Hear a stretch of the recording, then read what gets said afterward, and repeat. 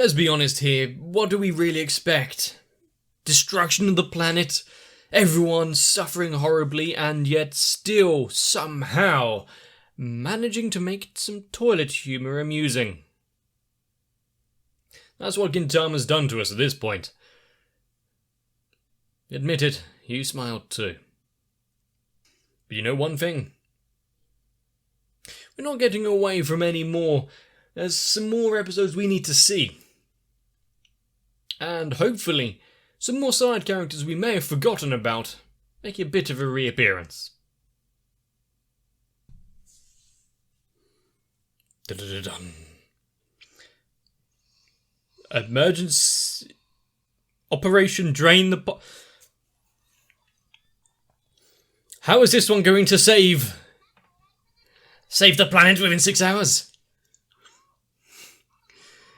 I like they're doing like environmental awareness, but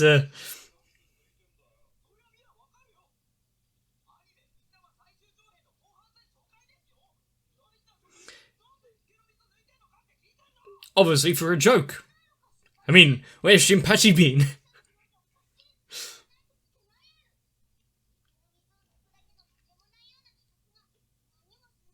Okay, they've got us there.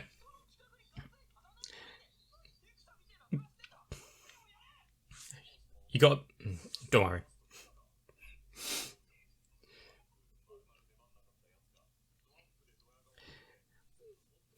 So Gintoki's just annoyed at someone stealing his spotlight. That's all it is.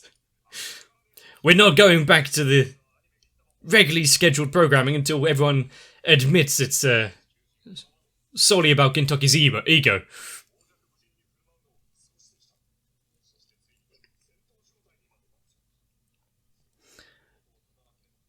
I'm half expecting though that once they're finished draining everything, there's going to be some punchline at the bottom of it.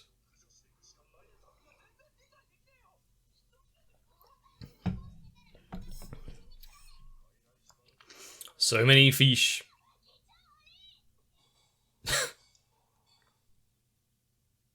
More fish flopping about. Is that the...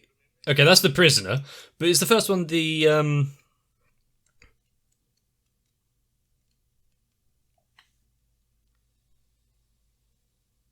Shinigami executioner girl? And we just fill it in, carry on as though we've seen nothing. Those characters couldn't have helped out in the story anyway, so you've seen them, here they are. Moving on. Oh, this is what I meant by narration. An actual replaying of everything from the beginning.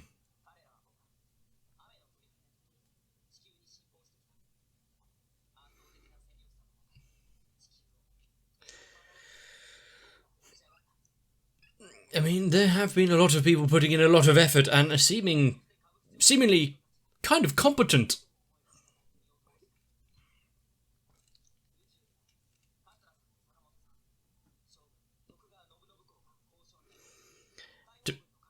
I don't think we needed the play-by-play of how the negotiations went down originally.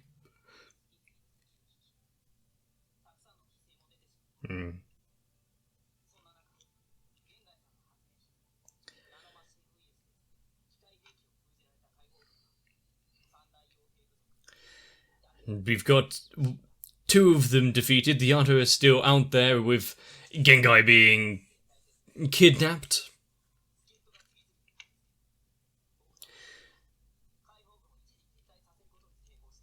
Yeah, the main issue is not only was he kidnapped, he was abducted mid-dump. The most vulnerable state anyone could find themselves in.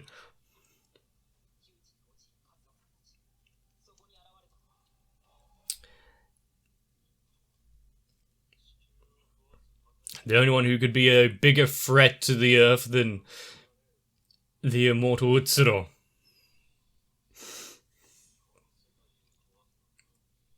Oreda.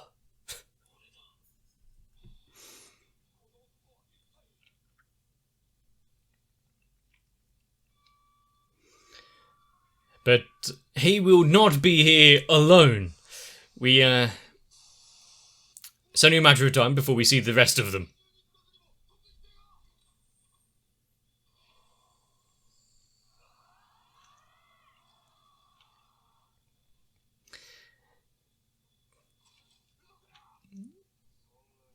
The string section in this music, I can really get behind.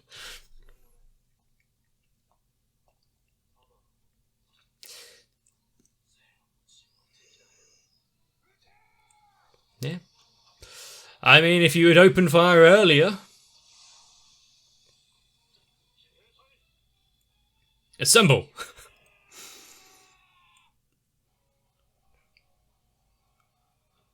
Ooh.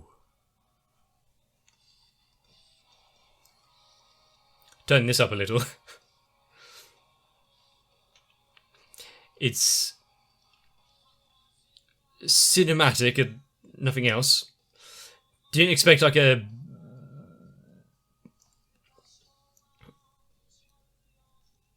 song of this style to come after that intro, but I saw the host guy with the big afro back there.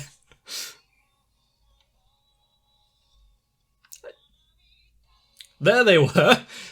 I think I mentioned the Shrine Maidens a while back, but don't try and make a melancholic, emotional side to the idiot prince. That would never work.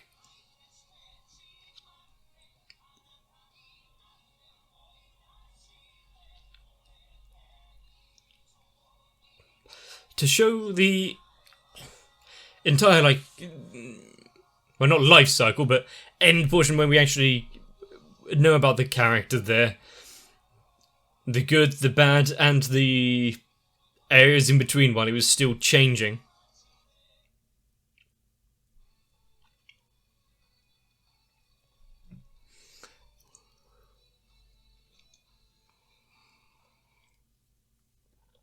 What was with the colours of some of that little preview? Very overcast and gloomy night scene.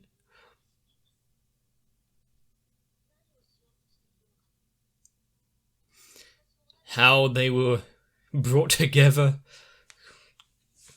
We didn't get the stories of it all before.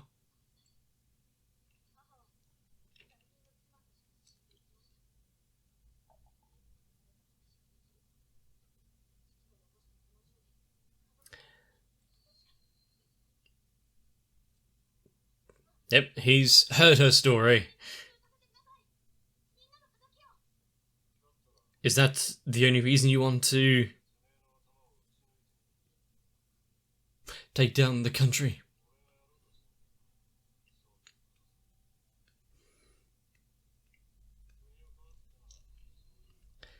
To put your...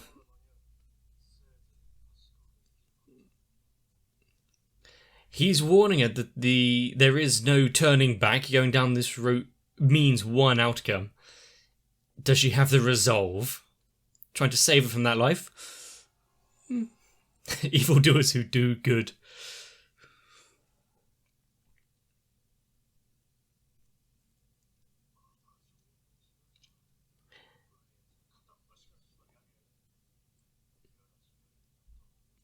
Getting into like Salem witch trials.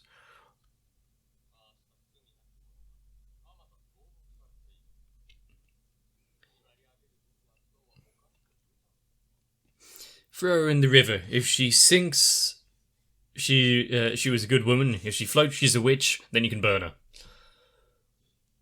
Truly a five-head thinking there.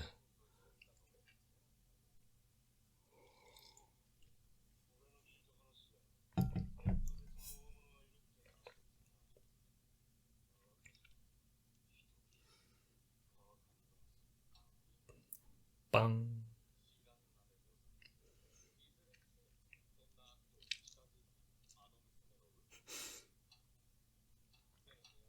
To have such a sound accompanying the scene.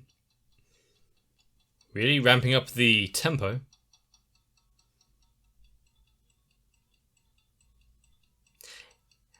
I mean, there is unmistakable sound of that instrument. He's gone.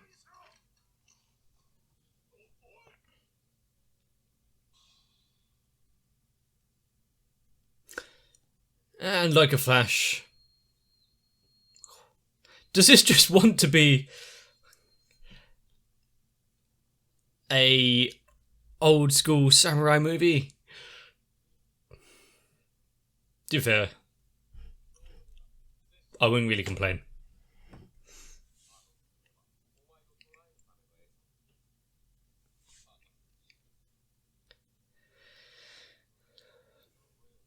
He goes to their flow, not anyone else's. Traps aren't there to capture him.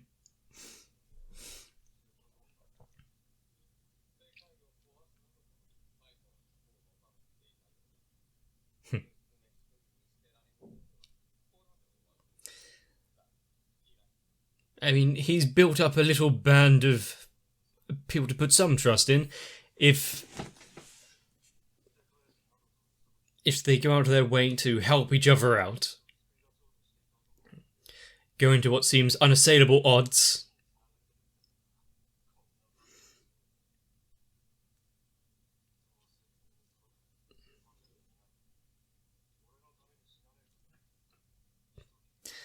I guess one way to recruit people to, when they can't leave, they have to stick there and listen to what you're trying to sell.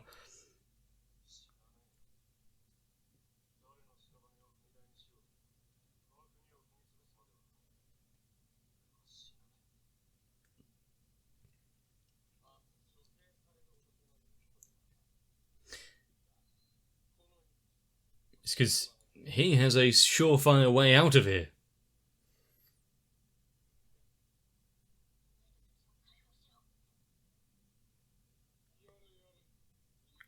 Yada yada.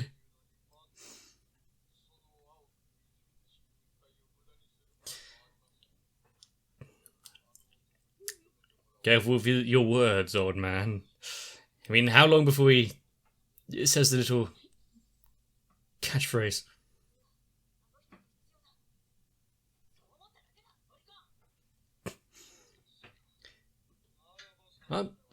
There it is.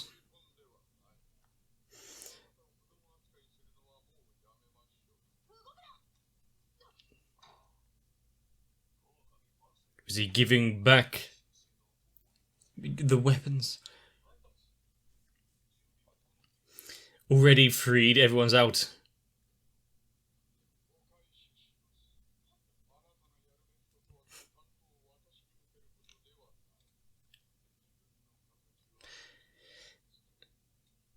Oh, and have a spare.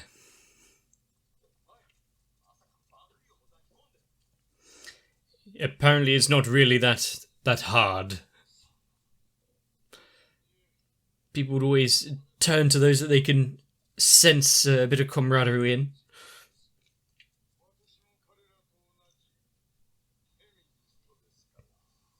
Took him a while, but there it is.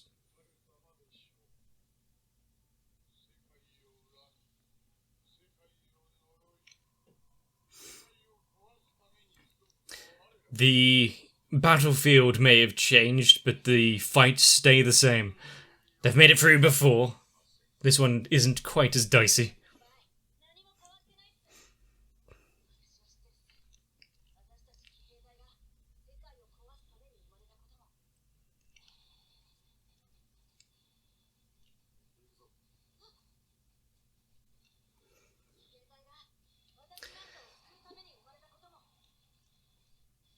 To think that some people find a place to belong in such a villainous gang.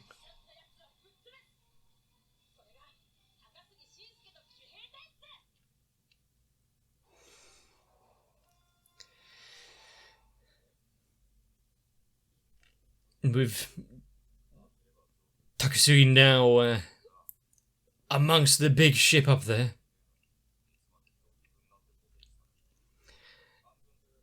We don't have to worry about them destroying the world, just what happens if he gets hold of it.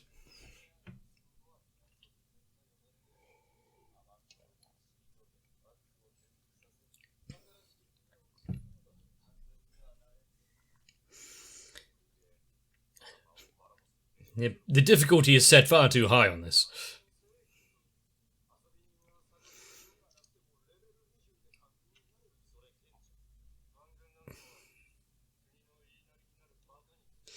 He will forever only fight for his own goals, for his own sake.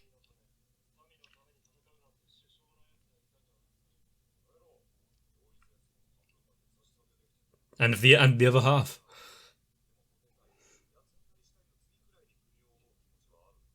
I mean, if you dig deep enough, but how many layers of shit do you have to wade through to actually find some good reasons?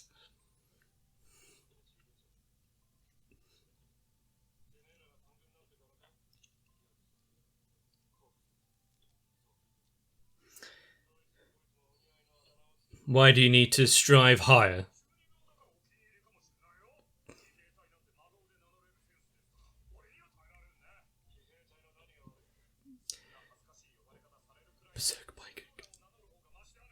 I mean, I prefer the Kihai type, but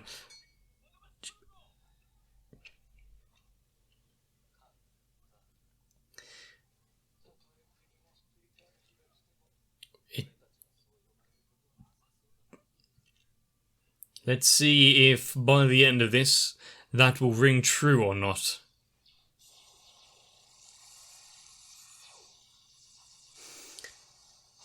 There's quite a lot of firepower going on, and the manpower are now flooding out of it to tackle the aliens and Manto.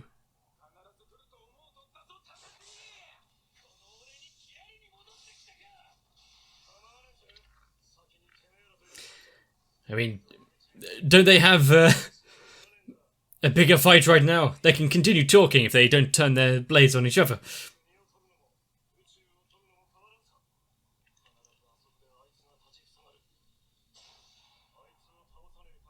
Yep. Good thing they are separated by a vast distance of space.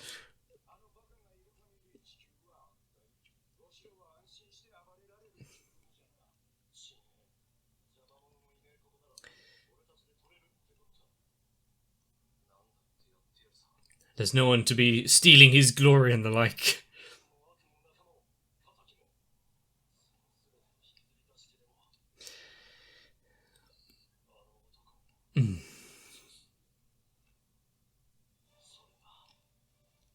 It's good to have a solidified reason.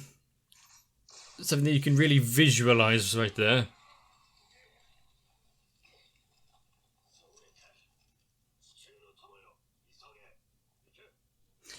You've stood around talking for long enough.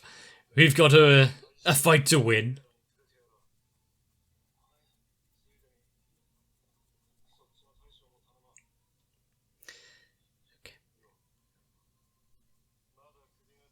I mean, for him to be standing over the Shogun like this... He was there throughout the growth of this little...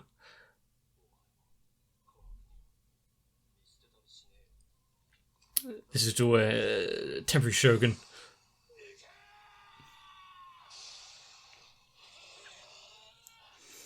Actually getting to see them in the fight, getting to...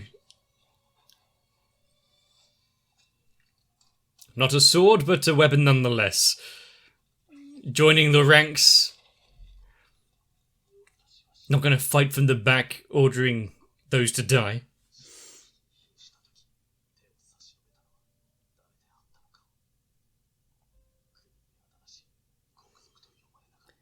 Who was it that put everything on the line to save everything they knew? A newfound respect for the lower class, the commoners.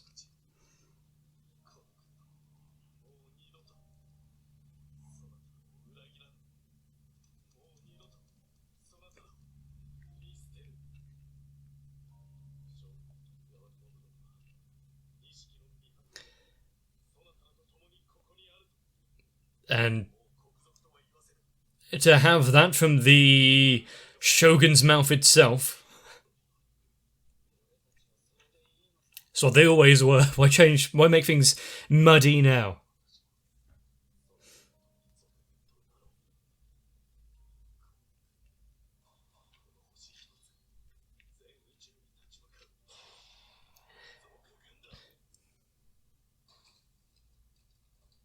Briefcase near the river.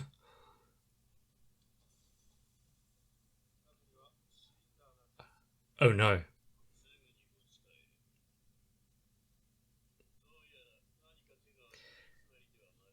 I mean, if the nanomachines could be used to take down everything around, having someone to rebuild once you've won, it's a good idea, but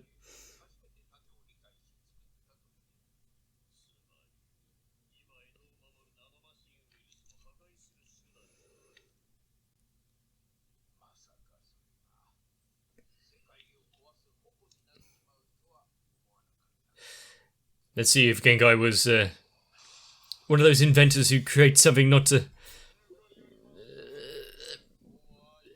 really counteract the nanomachines, but do something completely different. And also be quite useful in saving the day.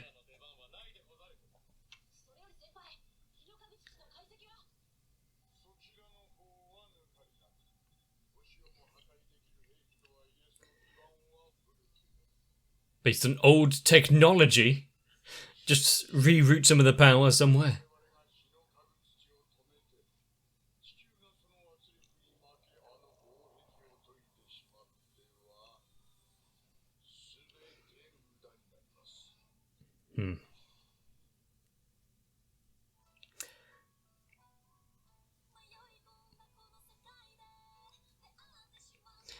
Okay.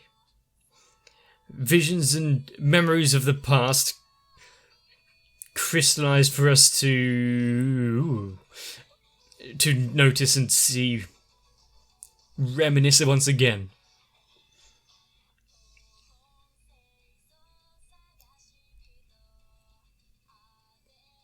Okay. We're actually seeing things right from the beginning. Introduction is easily well, okay, there might not be the introductions of all the characters to begin with, but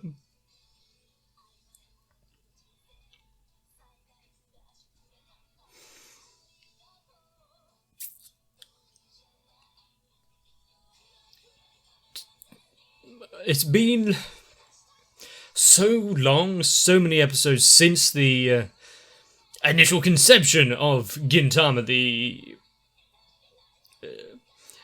dumb episodic bullshit that we used to see, now brought into this grand spectacle and story drawn out across 350 episodes.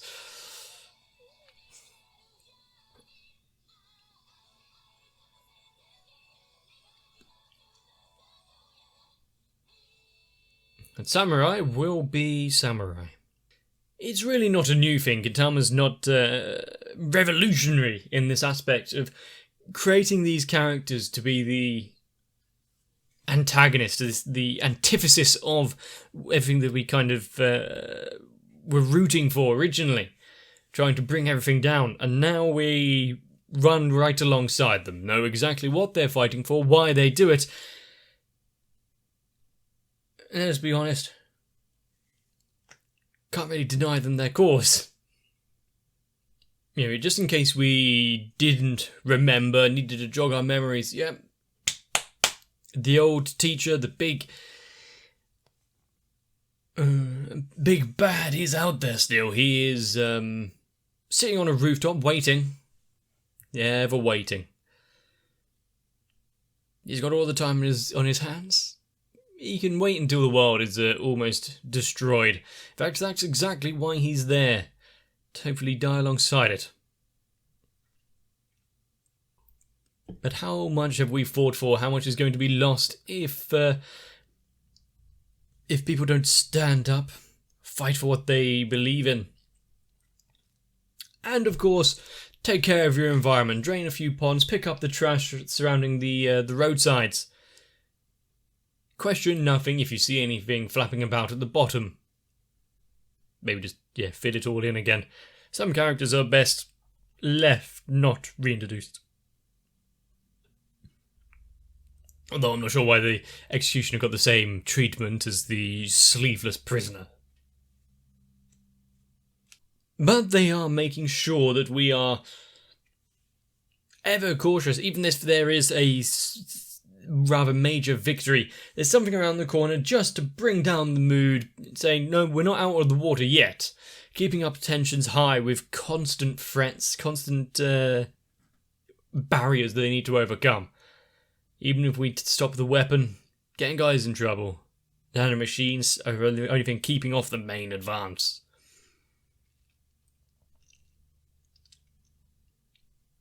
But we get it every time, every character, every enemy we come across. The moment of sympathy where we're meant to try and feel something for them. You know, they've had life circumstances which brought them up into this point. It's really their actions, what they do after, is whether or not we can look at them in a slightly different light. And the current Shogun is trying to go down that path. Not sure it would really work, but it can be of some use. But there's no real hiding away from it. There's another episode that I have to watch that I really want to get to. Don't want to stick around here pontificating about bollocks for too long. We want to get into the main action. That should be coming up. So since we've got a new opening, new ending, and a hell of a lot to go through, you best be ready for it. If you enjoyed this one, let me know. Leave a like and a comment on the video. Consider subscribing if you want to see more. But right now, get yourselves a bit of a rest. I should see you in the next one. If you want to be my cellmate that definitely doesn't get coerced into starting an uprising against any sort of shogunate or country, consider joining onto my Patreon. Because the likes of Electric Ant, Noku, Raywin, Kite, Sal, Arthea, Dark Shadow 7899, Shiwan, Mats, Girly, Cardboard, Croyville, Megu42 and everyone else will be here waiting probably for some more anime. And honestly, I wouldn't have it any other way.